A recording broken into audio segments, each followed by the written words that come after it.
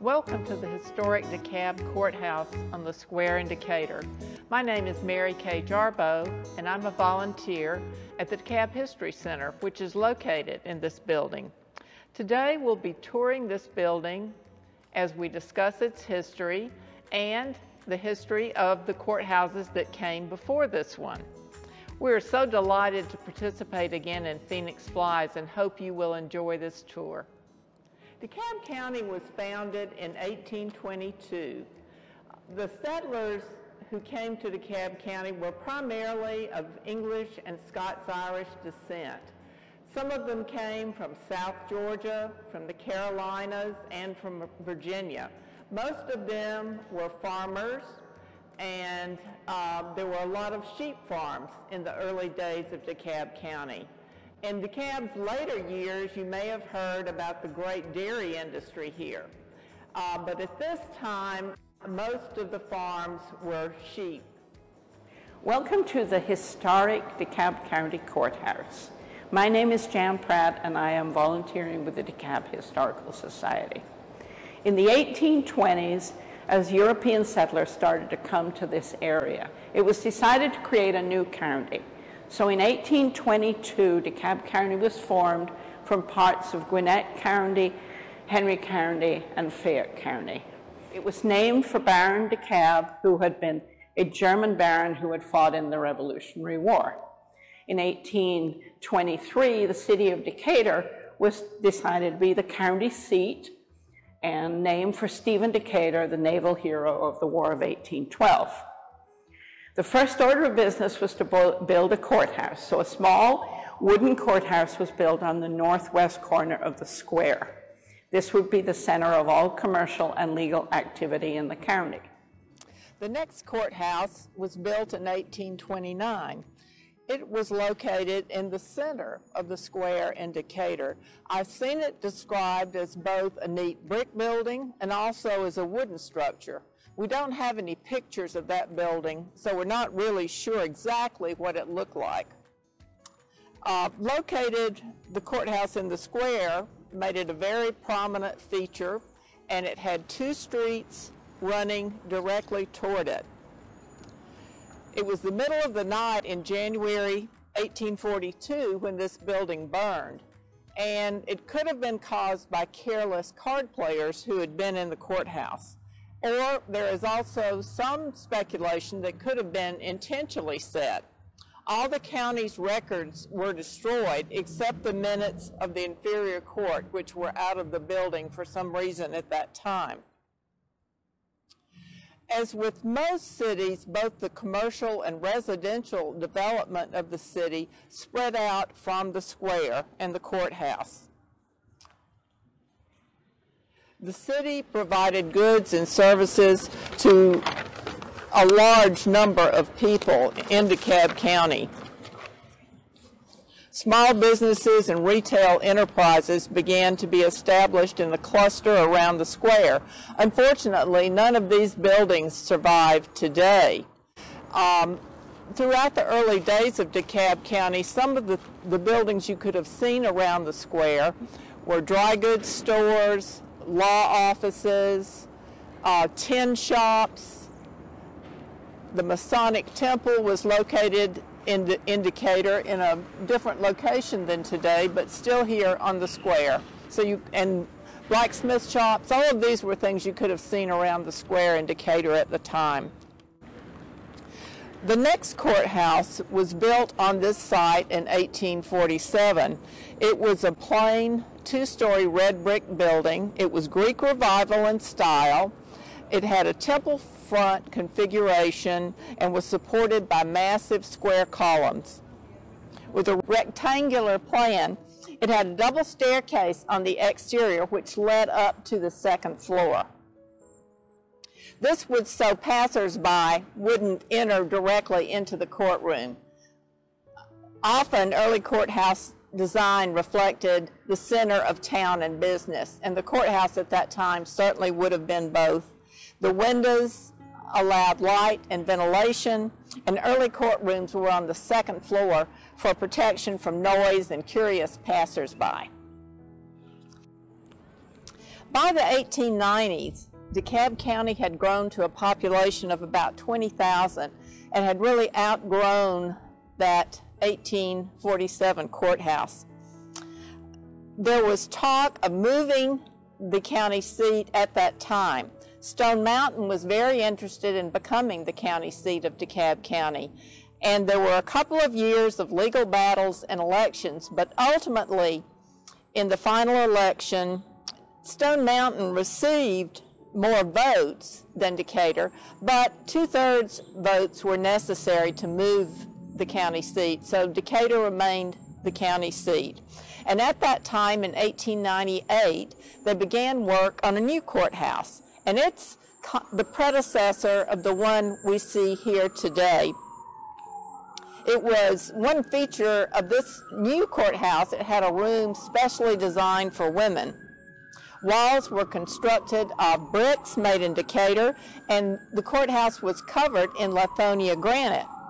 The cost of this courthouse was $60,000, and we can see how much the price had increased. The second courthouse in DeKalb County cost about $5,100. So as we get to 1898 in this courthouse, it cost about $60,000. It was neoclassical in style and had entrance porticos on all four sides with 2-story Corinthian columns, and it was topped with a cupola or steeple with clocks facing in each direction. At the top of the cupola sat one of the most recognizable symbols in American justice, the figure of Lady Justice with her scales. Neoclassical architecture is characterized by grandeur of scale and simplicity of geometric form. It has Greco-Roman detail, dramatic use of columns, and a preference for blank walls. Neoclassicism thrived in the United States, and it was especially popular for civic buildings.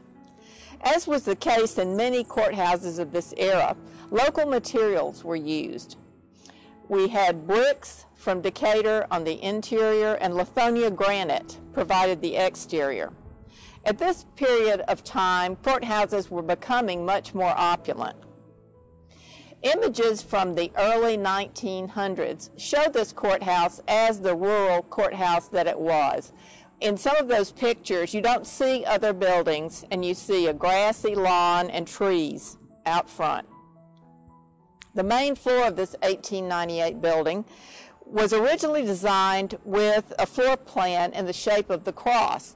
This meant that citizens could come in from all four sides, and they could also leave and go out into the square, and that was encouraged. Development around the square was encouraged.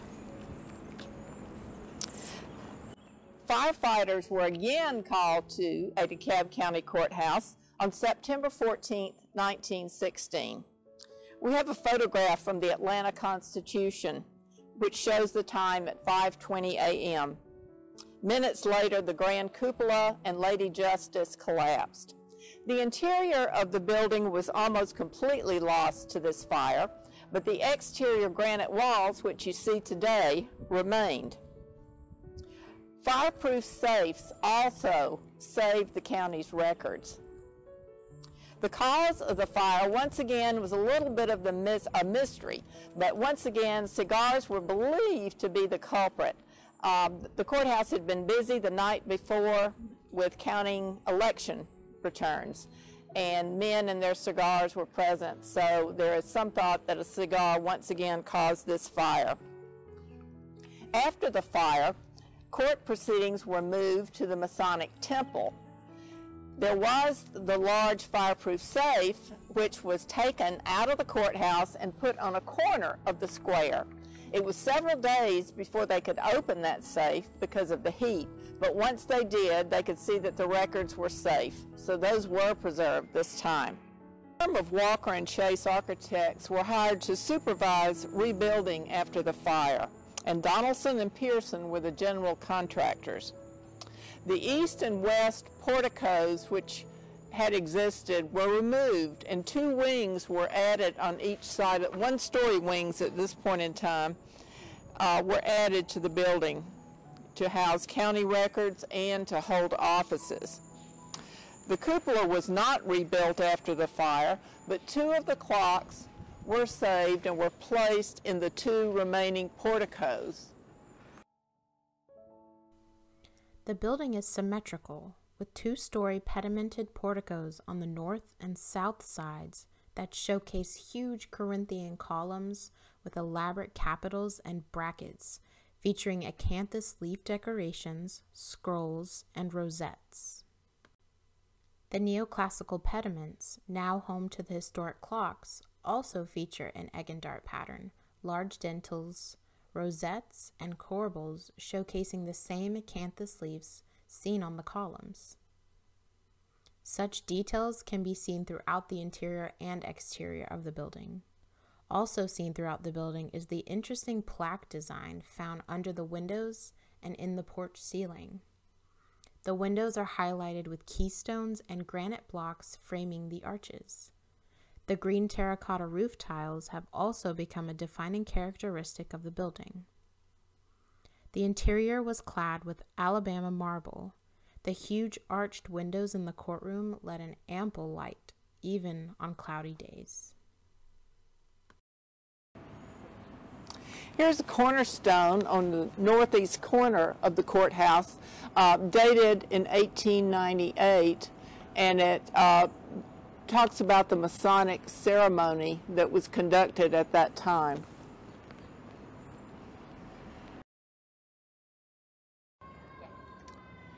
In the mid-1960s, a Decatur mayor and merchants said that the courthouse building was obsolete and should be demolished. The merchants said that it aggravated the parking problem and kept shoppers from their door. At that time, you could drive all the way around the square in Decatur. One merchant said the courthouse is a pile of junk, it's got to come down. By way of rebuttal, Scott Candler, who's one of the most prominent political figures in DeKalb County, said that that square is the heart of the city and the county, while the whole history of DeKalb is tied up in that building. People who advocate for tearing it down have no love for the county, no sentiment. Other locals had the idea of turning the historic courthouse into a museum, and actually some argued that the courthouse itself is a museum piece. So after some consideration, it was determined that this would become basically a museum and the home of the DeKalb Historical Society. A new courthouse was to be built south of here, and that courthouse was opened in 1967. In 1968, the DeKalb Historical Society moved to the historic courthouse and shared space for a time with DeKalb County's Parks and Recreation Department. Our archives and library opened to the public in 1977, and the museum itself opened in 1983. We've had other changes on this side of the building over the years. The construction of the MARTA station in the 1970s certainly caused big changes out here. No longer could you drive around the square. Sycamore Street was closed, so no longer was it actually a square. The DeKalb County Courthouse was listed on the National Register in 1971 and honored by Governor Jimmy Carter through a State of Georgia proclamation. It was the 3rd National Register listing in the metropolitan Atlanta area. Major repairs and renovations were undertaken in 1975 to prepare the courthouse for the bicentennial. But the roof had not been replaced by 1979, causing the DeKalb Grand Jury to recommend correction of the deplorable conditions caused by the leaking roof and the general rundown condition of the top 3 floors. Another very prominent symbol used throughout the building is the Union Jack pattern that can be seen in the leaded glass transoms above the entry doors, the side of the original benches, and the staircase banister. All of this was original to the building. During the 1992 renovation, the pattern was used to design the terrazzo floors in the lobby and in the courthouse. The Corinthian-inspired plaster corbels are adorned with the same leaves and scrolls as outside, and they add to the grandeur of the lobby.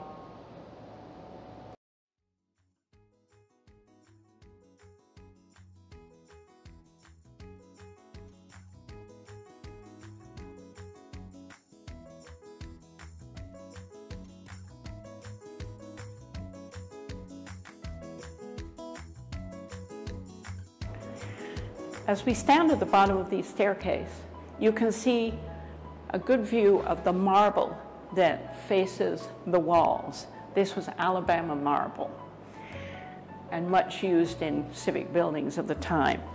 The staircase is highly decorated. You see a continuation of the Union Jack panel that you saw, pattern that you saw on the transom over the entryway doors. The stairs are very well worn. These are the original stairs to 1918, and before the installation of an elevator in the 1950s, all litigants and lawyers and grand jury members and jury members had to use these stairs.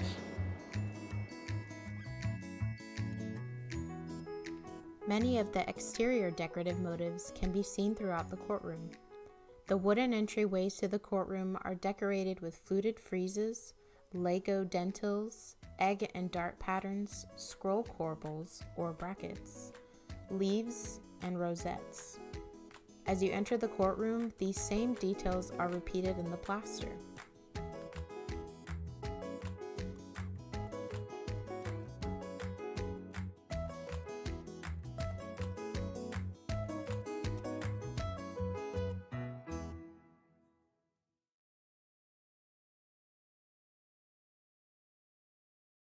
The courtroom, the Superior Courtroom, that has been used since 1918. Over the door is carved the word Superior Court. Each of these windows with their archways let in a great deal of light, so that even on a day like today, which is a rather dull day, there's plenty of light in this room. It was flanked by the jury rooms and a room where the lawyers would be kept.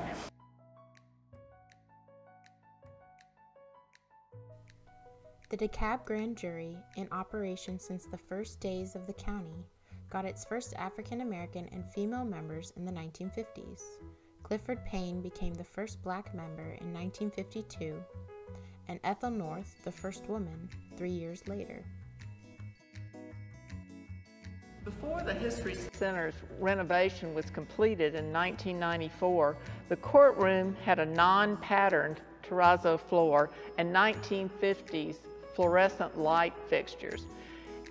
In the back of the courtroom, you can still see some of those fixtures and a pink terrazzo floor that are still there. You can still see the signs that point out the offices of the Parks and Recreation Department, and they did stay here for a while after the new courthouse opened. Now we're in the second story of the west wing of the courthouse, and in here you can see part of what existed much earlier with the fluorescent lighting and also the pink terrazzo floor tiles.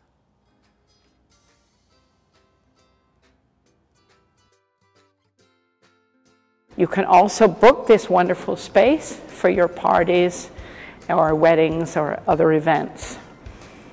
The courthouse is your house. It has always been your house, and now it is open to you. To come as soon as we are able, you will be able to come visit our museum, which is currently only open by appointment. There are archives if you are interested in looking into the history of your property here in DeKalb or into the property of any place in DeKalb. So I want to thank you for joining us on this rather short but virtual tour, and hope you will come back in person when you are able. Thank you.